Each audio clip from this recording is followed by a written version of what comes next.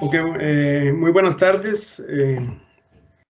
Ya como les digo, don Alberto, bueno, yo trabajo en el IRET, que es un instituto que hace estudios sobre sustancias tóxicas, principalmente plaguicidas, pero también otro tipo de sustancias. Y hoy me pidieron que hablara un poquito sobre lo que son plantas arbences en el cultivo de aguacate. Bueno, siempre se ha tenido el concepto, ¿verdad?, de malezas. Se ha hablado por muchos años de que las malezas son aquellas plantas que interfieren con el cultivo y que tienen competencia por factores de producción. Pero siempre se ha enfatizado a ese concepto negativo de esas plantas, ¿verdad? Pero por dicha, en los últimos años hemos venido cambiando un poco esa teoría, ¿verdad? Esa percepción de las plantas. Y también vamos a hablar de los beneficios, o sea, de cómo esas plantas ya no las llamamos solamente malezas, porque nos hemos dado cuenta de muchos beneficios que poseen, entonces las llamamos plantas acompañantes o plantas arbences, ¿verdad? Estas plantas son parte importante de lo que se llama ahora servicios ecosistémicos, ¿verdad? Que son aquellos servicios que se proporcionan al sistema que generalmente son poco visibles y menos poco, o sea, poco valuables, ¿verdad? Estamos hablando, por ejemplo, de que las plantas arbences proporcionan alimento a toda esa parte de microorganismos del suelo que tienen la función de descomponer materia orgánica, de reciclar nutrientes, de reciclar ácidos húmicos, etc. O sea, son los que mantienen la fertilidad del suelo. Son plantas que actúan como polinizadoras, o sea, ayudan a los polinizadores a mantener poblaciones durante todo el año.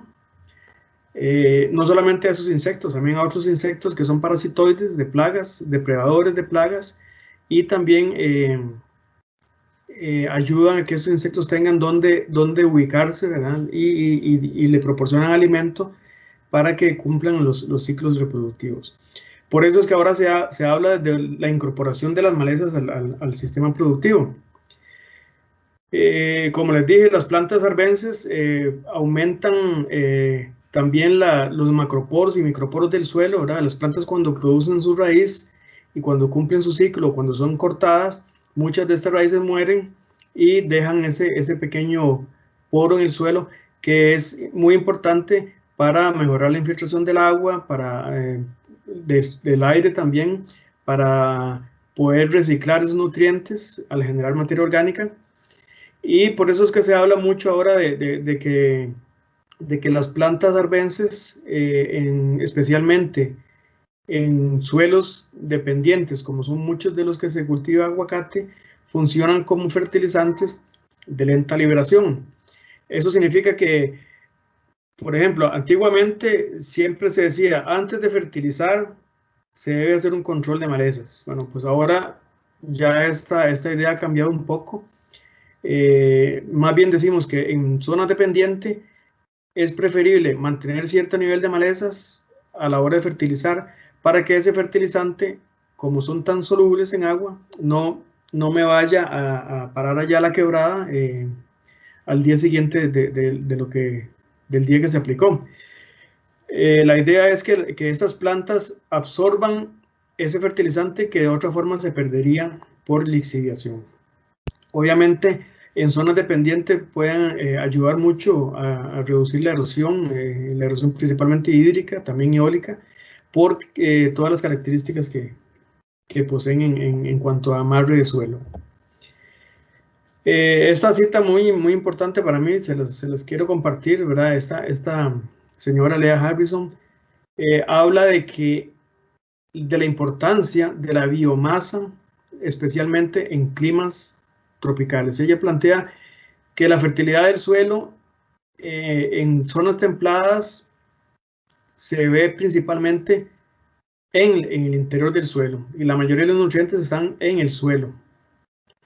pero en climas tropicales la mayor parte de los nutrientes, 75-80%, se encuentran en la biomasa, o sea, en la superficie del suelo, incluyendo la parte dominada por arbences. Entonces, para mantener la fertilidad del suelo, lo que se requiere es crear más biomasa en lugar de aplicar fertilizantes químicos hacia el suelo.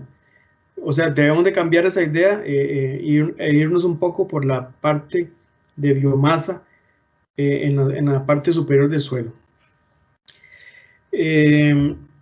Entonces, una de las fotografías que podemos ver, ¿verdad?, en una plantación de aguacate que sugiere un control de malezas total es esta, ¿verdad?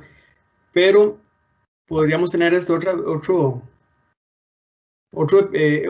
episodio, ¿verdad?, donde se ve que efectivamente hay un control de plantas en la base, en la ronda de los árboles, pero se mantiene una gran cantidad de biomasa en los lugares donde posiblemente no vayamos a tener interferencia con los árboles. Luego vamos a hablar de la importancia de esta cosa, ¿no? Eso lo podemos ver como coberturas, además de todas las características que les mencioné anteriormente: alimento para polinizadores, para depredadores, para parasitoides, mantener un nivel de servicios ecosistémicos muy altos. De hecho, ahorita en muchos cultivos perennes se están utilizando coberturas vivas, sembradas, e incluso algo que tal vez hace unos años no imaginábamos, ¿verdad?, ver un café con una cobertura de una poaceae, de una gramínea, ¿verdad? Siempre hemos pensado que las gramíneas son muy competidoras, pero depende de donde estén, ¿verdad? En esta situación de café, las poaceaes van a proporcionar todos esos servicios ecosistémicos que les hablé. También hay una gran historia en Costa Rica del uso de kutzú o de otras leguminosas en el cultivo de palma africana. Muchos bananeros ahorita están declarando fincas libres de herbicidas por el uso de coberturas. En este caso es una cobertura que a mí me gusta mucho, que se llama Geófila macrópoda, que es oreja de ratón, que es una cobertura muy pegada al suelo.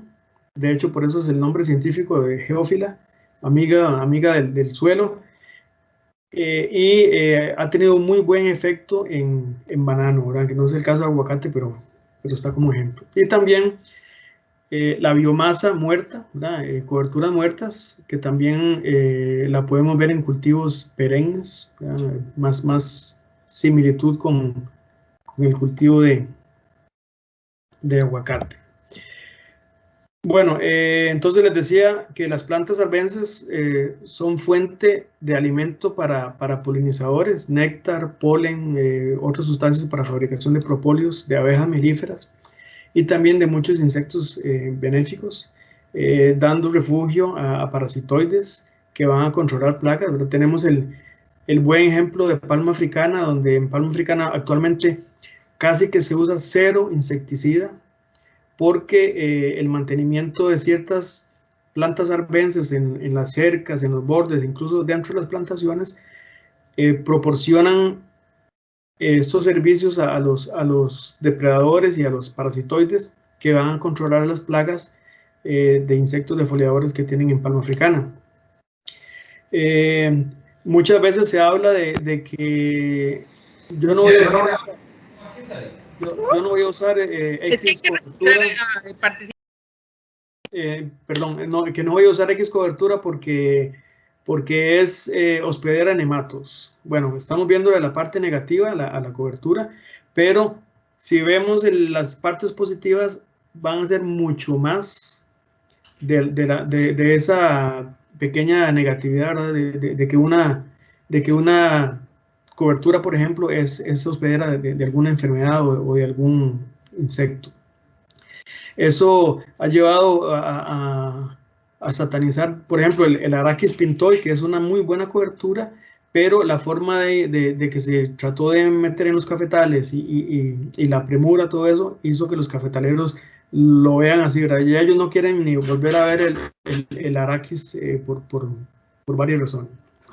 Otra de las ventajas, ayer lo vimos en los violes, perdón, hay violes con BEM, algunas plantas que se pueden mantener en los bordes o en las entrecalles del aguacate pueden utilizarse para fabricación de violes. Ayer se nombró la guacamaya o la reina de la noche o la ortiga, ¿verdad? Que son plantas arbences que en otra situación se estarían controlando como cualquier maleza.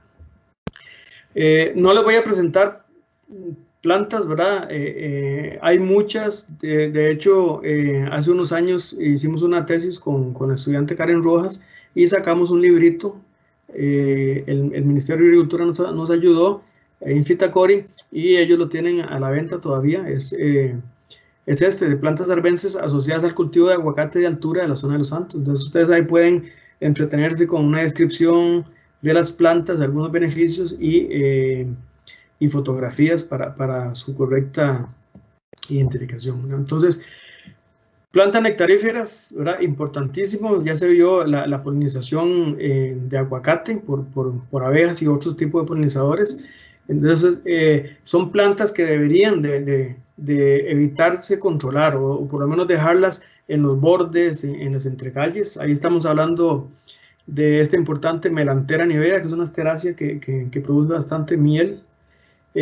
Mostaza, Santa Lucía, Geratum conizoides, esta planta que aquí está solo la flor, que es Dalia imperialis, la Catalina o Dalia, que es muy atrayente de abejas y además es una planta indicadora de suelos muy fértiles.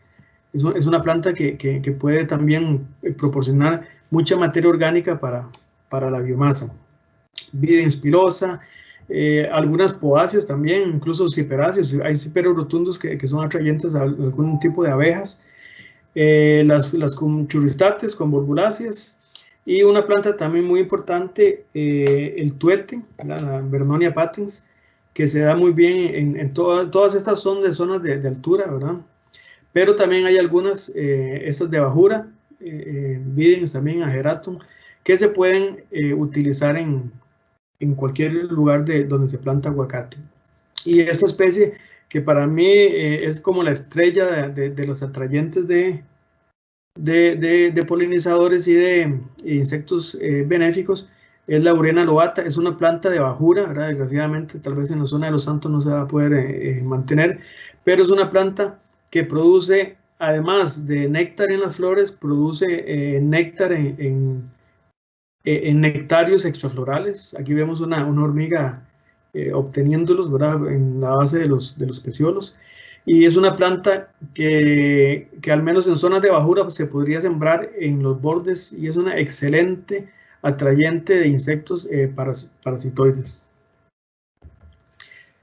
No hay que dejar de lado los depredadores. Entonces el uso de insecticidas en todos estos sistemas de producción ha llevado a que muchos de los depredadores importantísimos para mantener el equilibrio estén desapareciendo. Entonces estamos hablando de avispas, ¿verdad? Que es un organismo importante para depredar larvas de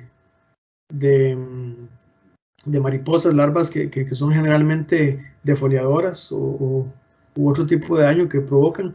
Las mariquitas o las mismas arañas. Las arañas cada vez se ven menos en zonas de cultivo por el alto uso de insecticidas.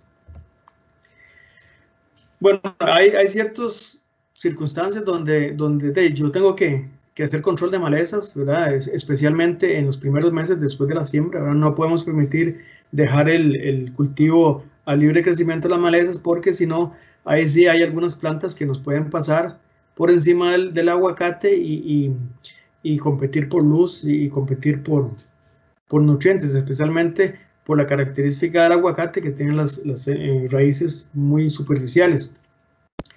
Pero hay que recordar una cosa, que la competencia siempre se da cuando hay un factor que está por debajo de los requerimientos del cultivo, ¿verdad? Entonces, por ejemplo, nutrientes. Si el suelo está con buena materia orgánica, con una buena capacidad de nutrientes, posiblemente la competencia por nutrientes no se va, o se va a dar muy poca, igual con el agua. Pero cuando hay factores que están en poca cantidad es cuando tenemos que tomar en cuenta la competencia. Pero debemos de quitarnos ese mito de que las malezas compiten, solamente no. También hemos visto que tienen muchos factores buenos, beneficiosos a tomar en cuenta. Hay varios herbicidas que se utilizan para control de malezas en aguacate. Entre esos están, bueno, quemantes, vamos a ver algunos.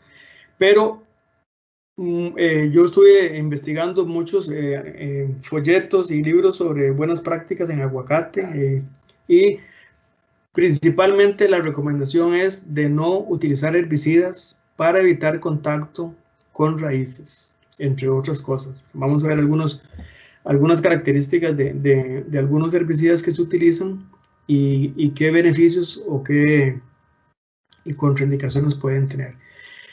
Todos los herbicidas, desgraciadamente, poseen una toxicidad, se están dirigidos a controlar plantas, entonces el aguacate es una planta, entonces obviamente nos va a provocar cierta toxicidad al aguacate. Pero también en salud humana, ¿verdad? Muchos de los herbicidas que se usan en aguacate tienen toxicidad aguda y toxicidad crónica para los humanos, además de otro tipo de toxicidad para organismos importantes en el sistema de cultivo, como son toda la parte bacteriana del suelo, lombrices de tierra y otros organismos que forman el ecosistema, aves, peces, abejas, muy importantes, y otros. El uso de herbicidas puede afectar las plantas que crecen en los bordes, que podrían ser fuente de alimento para esos insectos y esos organismos benéficos. Y vamos a ver algunos, especialmente paraquat y diquat, que están registrados para uso en aguacate, glufosinato de amonio, que a pesar de que no está registrado, hay alguna gente que lo puede utilizar, y glifosato también.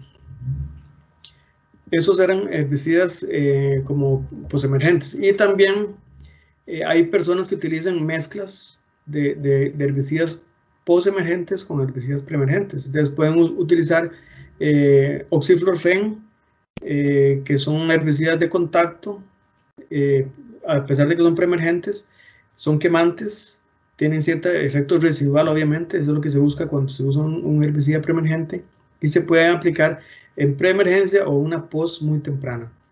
Y también la simacina, que también está registrado para aguacate, es un preemergente sistémico, también tiene una forma de quema en las plantas, es residual, y se usa de la misma forma que el oxiflorfen. El paraquat y el diquat son herbicidas quemantes, ambos son bipiridilos de la misma familia, entonces cuando hacemos un relevo entre paraquat, ojalá que no cambiemos paraquat por diquat, porque estaríamos usando la misma familia química de herbicidas. Son herbicidas de amplio espectro, controlan cualquier tipo de malezas, principalmente anuales, ¿verdad? Porque como son quemantes, no tienen esa capacidad de trasladarse a otros órganos de la planta, entonces van a controlar únicamente lo que tocan.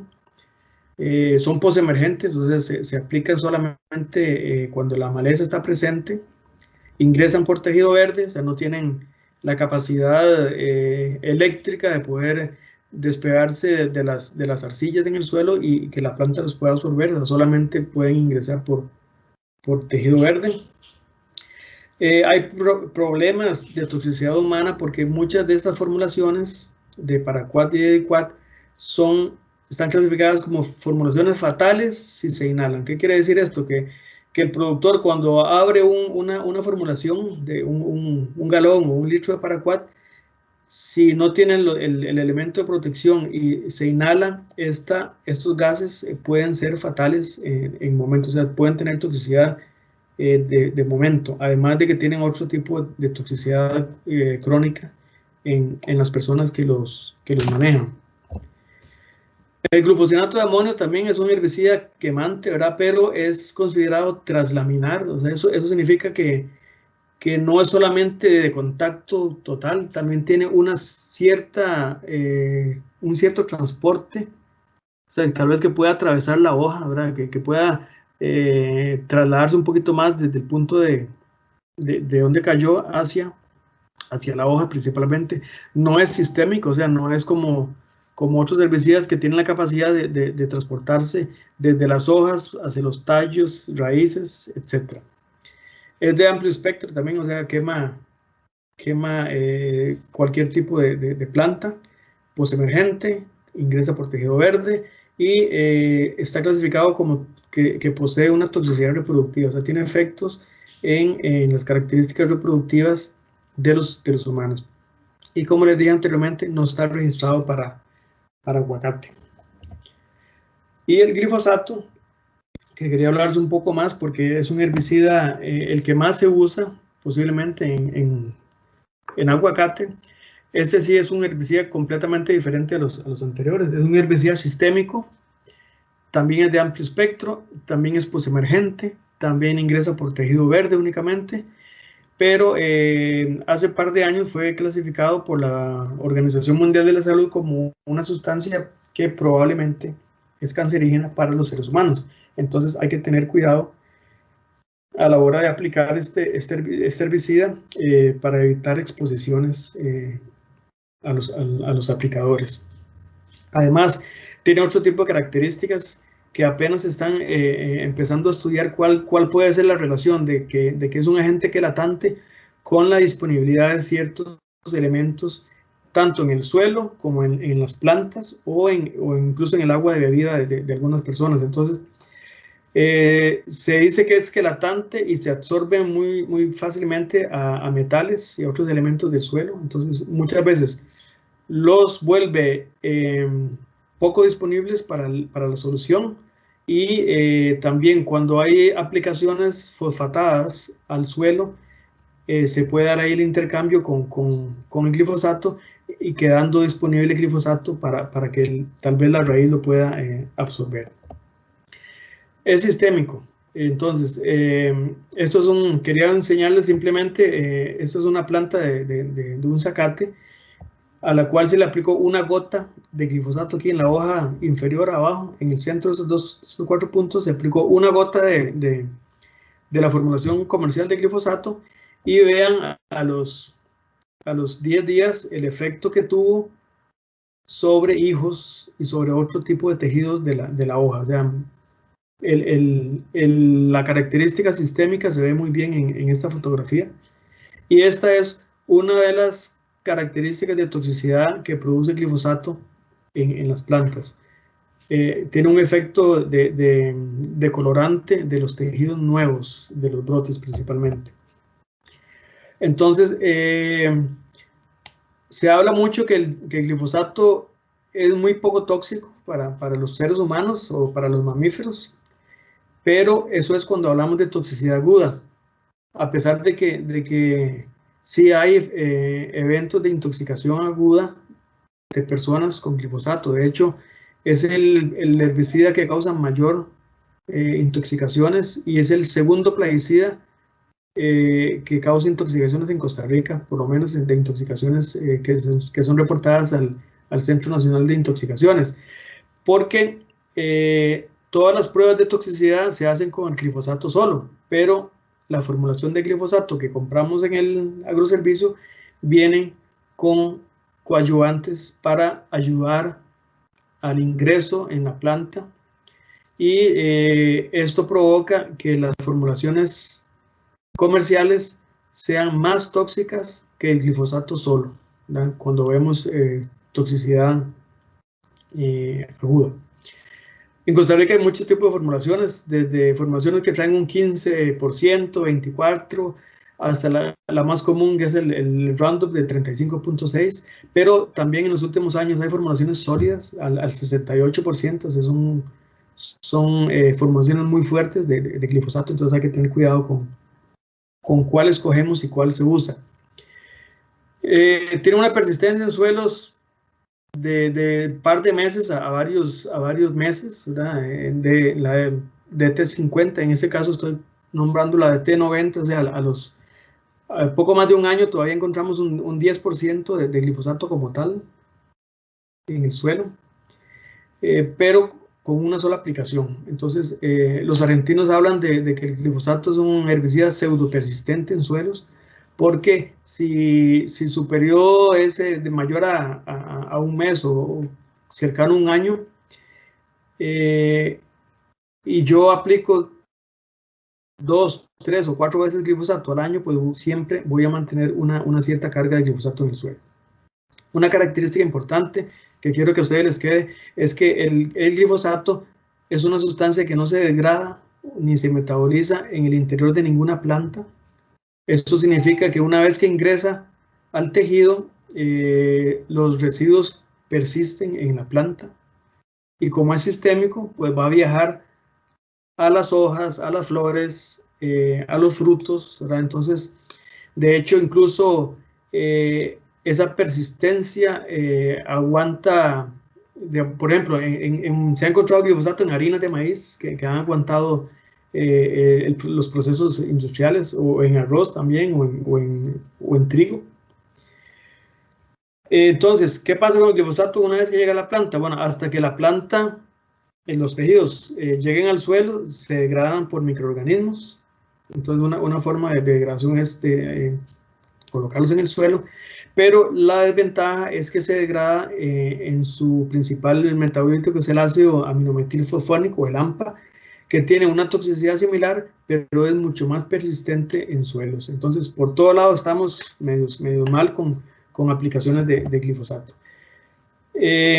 Al glifosato le cuesta ingresar a las malezas. Entonces, hemos hecho, bueno, eso es parte de mi tesis, a los 4 días después de aplicado glifosato en zacates de Costa Rica, todavía cerca de un 15% permanecía en la superficie de la hoja.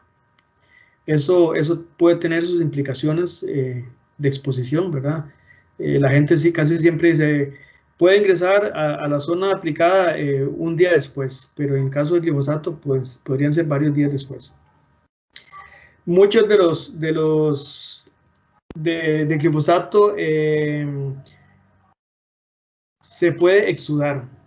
O sea, el glifosato principalmente, esta es una radiofotografía parecida a la anterior. Aquí se aplicó glifosato y se ve que viaja a otras partes, raíces, pero la mayoría se acumula en la hoja donde se aplicó. Esto es lo que podemos ver en especies resistentes, por ejemplo, Pasparum paniculatum, que toda la macolla se muere. Uno pensaría que estaba completamente muerta, pero luego empiezan a aparecer brotes, y eso es debido a que es una planta resistente. Ahorita lo vamos a ver un poco más.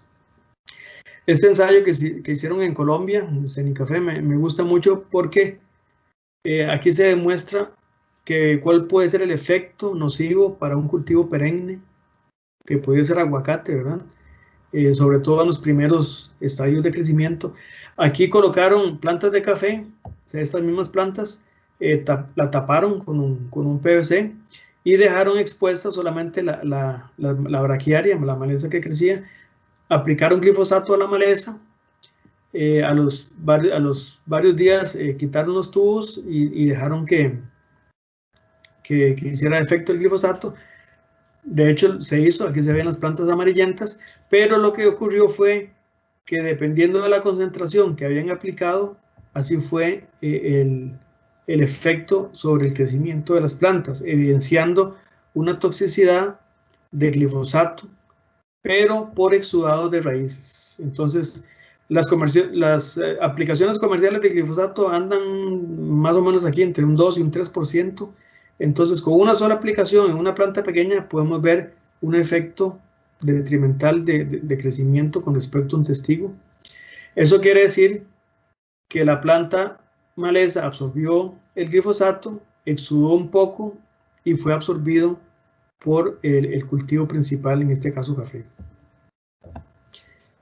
Eso puede pasar no solamente en la teoría, en la práctica, y lo hemos visto mucho en plantaciones de café, que es donde principalmente se usa glifosato, o en banano también, que hay toxicidad acumulativa de glifosato en el cultivo principal, ¿verdad? Aquí es por una aplicación, son una deriva por aplicación en las bandolas bajeras, que eso es muy común en cafetales, pero ya vimos que también por exudación se puede presentar este fenómeno.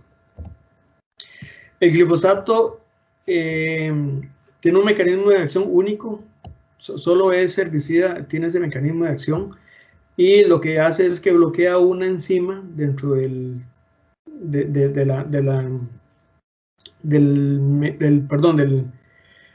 la línea metabólica del chigimato, bloquea una enzima que evita la producción de muchas sustancias básicas para la formación de proteínas, bueno, primero de aminoácidos y luego de proteínas. Pero no solamente de esos, ¿verdad? Siempre se habla, es un herbicida que bloquea la producción de aminoácidos aromáticos, pero no solamente esos, también todas las sustancias que bloquea se utilizan para fabricación de enzimas, de fenoles, de auxinas, era muy importante que lo vimos ayer en el efecto de las auxinas en aguacate, de lignina, de antocianinas, en general, de sustancias que tienen un efecto de defensa en las plantas, ¿no? Entonces, cuando bloquea esta ruta metabólica, aquí se va a presentar sustancias deficientes y arriba se van a presentar factores en exceso que también crean toxicidad en la planta. Entonces, por todo lado también estamos jodidos. Y el glifosato tiene una característica muy importante. Siempre se dijo, ¿verdad?, por los que vendían glifosato en la industria, que no había que preocuparse porque el glifosato, porque los humanos o los mamíferos no teníamos esa ruta metabólica para producir aminoácidos, que solamente afectaba plantas, hongos y bacterias.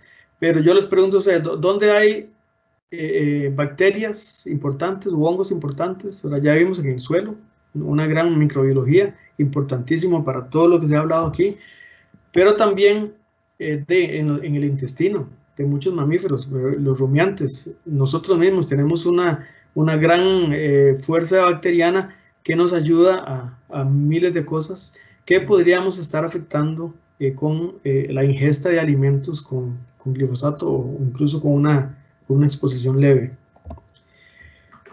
Por eso se dice que el glifosato incrementa la susceptibilidad de enfermedades en plantas, porque los factores de defensa se reducen mucho cuando se utiliza el glifosato. Reduce bacterias que fijan nitrógeno en el suelo, que son las que ayudan en la descomposición de la materia orgánica. Es una sustancia muy... Doctor Ramírez, Ajá. agradezco si puede acelerar un Sí. poquito. Voy muy rápido. Sí. El tiempo es fregado. Sí, yo creí que tenía más tiempo, pero era media hora nada más, ok. Bueno, resistencia se ha presentado desde el año 2010. Hemos documentado resistencia en muchos cultivos, café, en palmito, en banano, ¿verdad? Sobre todo en cultivos donde se usa en el interior. Hay muchas alternativas. Yo ahora les voy a compartir un documento que recién terminé ayer de publicarlo, donde vienen citadas varias alternativas que se podrían utilizar en el cultivo de aguacate. La motocobaña, mucha gente le tiene... Puede comentar esa lámina de atrás que me parece muy valiosa. Ok, bueno, lo que les dije al principio, que a mí me parece que ustedes deberían de hacer un esfuerzo para eliminar el uso de herbicidas químicos en el aguacate. El aguacate es un cultivo que se presta para manejarlo sin herbicidas químicos. Pueden ahí probar muchas cosas, coberturas, mulch, coberturas vivas, plantas atrayentes de polinizadores, o sea, todos los servicios ecosistémicos ustedes pueden aprovecharse de esos para producir aguacates al menos sin herbicidas. Principalmente, bueno, pueden A mí me gustan mucho los cultivos mixtos. Entonces, bueno, aguacate con otro tipo de cultivos, aguacate con café, aguacate como vimos ayer, bueno, con mora, con naranjilla, ¿verdad? Mucha gente utiliza este artefacto para control de malezas, pero le tiene miedo porque dice que daña el tronco. Bueno, ya me encontré un señor que muy fácilmente con un aro metálico evita el contacto de la cuchilla o del hilo sobre el tronco. Otras características, otras alternativas, perdón. Inicialmente se puede utilizar algún tipo de cobertura plástica en los aguacates pequeños. Cobertura, ya les hablamos. Animales, bueno, pueden probar ustedes con el uso de ovejas en climas frescos o bajuras. Y esto me llamó la atención porque alguien inventó este artefacto para que las ovejas solamente puedan comer del suelo, o sea, puedan comer malezas. Y cuando levanten la cabeza, se les cierra el bozal, entonces no tienen la capacidad de dañar el tronco o las hojas de aguacate. Básicamente era eso, ¿verdad? Muchas gracias por la atención. Casi que lo logro con el tiempo, pero fue poquito. Yo le voy a enviar a don Alberto este documento sobre glifosato y alternativas para que se los comparta a todos ustedes. Muchísimas gracias y atento a las preguntas suyas. Muchas gracias, doctor Ramírez. Agradecemos la gentileza que